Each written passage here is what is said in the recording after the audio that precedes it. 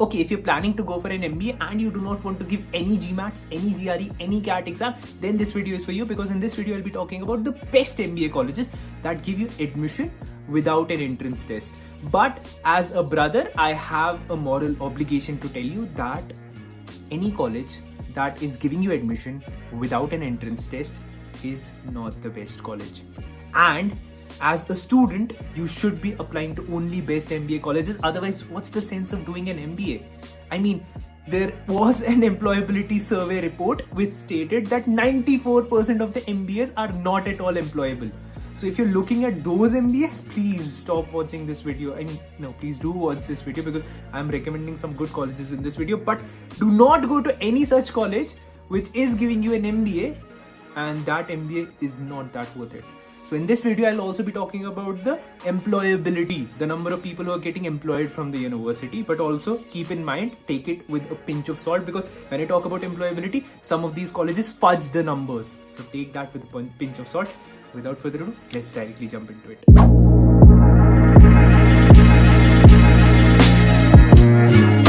First of all, let's talk about a full-time MBA abroad. Then we'll talk about executive MBA, and finally we'll talk about Indian MBAs. Now, when I talk about MBAs, there are 6 MBAs that I will recommend you to apply for. First is Lancaster University of Management School. Second is Macquarie Graduate School of Management. Third is Durham University Business School. Fourth is University of Canberra. Fifth is Cranfield School of Management. And sixth is Henley Business School. Now keep in mind that some of these colleges keep on changing the admission requirements, but right now when I'm making this video, these are the 6 colleges that give you admission without an entrance test. But when I give you the names of these colleges, you should also know the employability report of these colleges. Now the placement rate or the employability rate in Lancaster, it's 97. In Macquarie, it's 89%. Durham has 87%. University of Canberra has 90%. Now the last 2 colleges, Cranfield and Henley Business School, do not have a good placement report. But as I said in the beginning of the video, placement report is not the final conclusion. Why? Because many a times what happens with the placement reports is that they fudge the placement reports. And that's a common practice with every university, including IIM Ahmedabad. Yeah, I'm not specifically saying these universities, with every university of the world. And I've made a video, probably you can watch the video, I'll leave the link of that video, how they scam you with the placement reports. But when I say these reports, I mean to take these with a pinch of salt. Cranfield has a placement report of 61% and Henley has a placement report of 50%. Now why have I kept last 2 in the list? Because of their good QS rankings.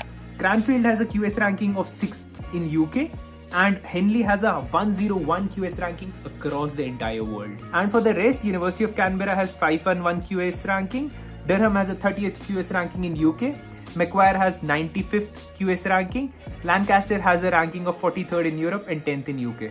You can probably apply to Middlesex University also, because it is also a good university, but not in my top 6, definitely not in my top 6.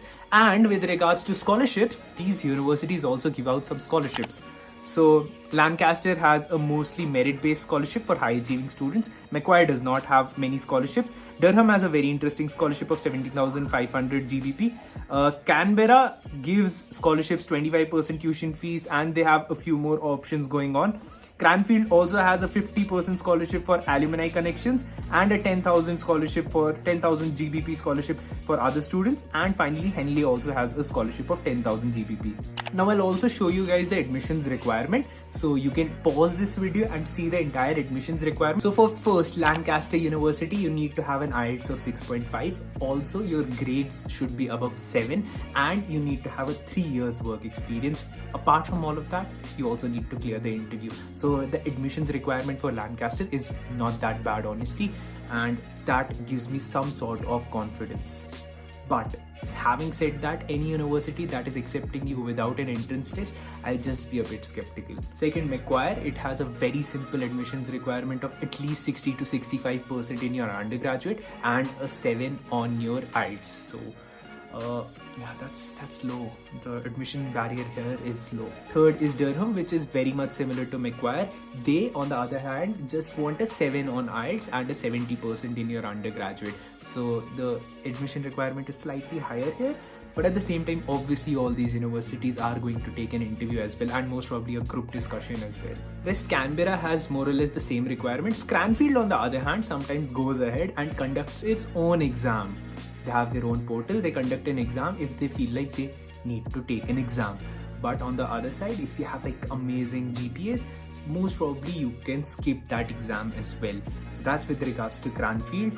And also they have a very stringent requirement of interview, SOPs, LORs, and at the same time they have a stringent requirement of a good GPA as well. So yeah, that's with regards to Cranfield. And finally we have Henley, and they at least require a 3 years of work experience and good GPA. Now, having said all these, please take this with a pinch of salt, as I've been saying this again and again. If you're planning to go to a university that is not asking you for a lot of things, and having a basic entrance test is a very important thing for that, and if they're not asking for that, just be a bit skeptical. Not saying that any of these universities is bad, not saying that any of these universities are absolutely amazing, they're good universities, but still take that with a pinch of salt. Now, I was also planning to keep Indian colleges in this video and executive MBA in this video, but I just feel like this is already too long of a video. Let me do one thing, let me make a separate video on Indian colleges and a separate video on executive MBA. If this video has 1000 likes, then you will be watching the executive MBA here and Indian MBA here. If this video has 1000 likes, otherwise you just have to wait.